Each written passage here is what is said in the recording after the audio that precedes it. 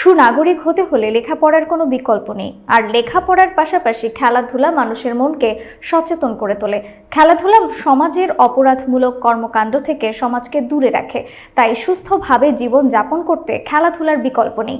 তাই ভালোভাবে লেখাপড়া করতে হলে শিক্ষা প্রতিষ্ঠানে খেলাধুলার সুন্দর পরিবেশ রাখতে হবে বলে মন্তব্য করেছেন নারায়ণগঞ্জ জেলা জাতীয়তাবাদী জিয়া সৈনিক দলের সভাপতি ও সাবেক খেলোয়াড় GM সুমন মুন্সী। বিস্তারিত দেখুন মনিরুল ইসলাম মনিরের তথ্যচিত্রে।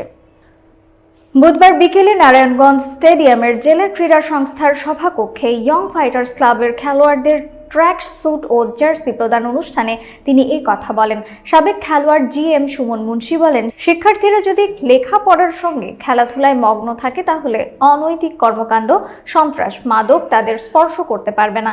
লেখাপড়ার পাশাপাশি খেলাধুলা মানুষের মনকে সচেতন করে তোলে। খেলাধুলা শিক্ষার্থীদের মনকে উৎফুল্ল করে বলে জানান এই সাবেক খেলোয়াড়। ইয়ং ফাইটার্স ক্লাবের সভাপতি মাহবুবুল হক উজ্জ্বলের সভাপতিত্বে ও প্রতিষ্ঠাতা কোচ এনামুল হক খোকার সঞ্চালনায় অনুষ্ঠানে বক্তব্য রাখেন ক্রিকেট খেলোয়াড় মনিরুজ্জামান বাদল, আশরাফুল ইসলাম, কাউসার আহমেদ, শুভ আহমেদ। 36 জন খেলোয়াড়কে ট্র্যাকস্যুট ও জার্সি প্রদান করা হয়। যে মাদক, সন্ত্রাস এগুলো থেকে অন্তত দূরে থাকবা। আমি এই বলতে পারি যে অন্তত 80% ছেলেমেয়ে এই থেকে দূরে থাকবে।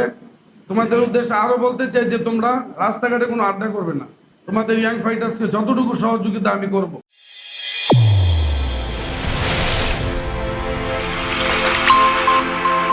চ্যানেল A1 হৃদয়ের স্পন্দন।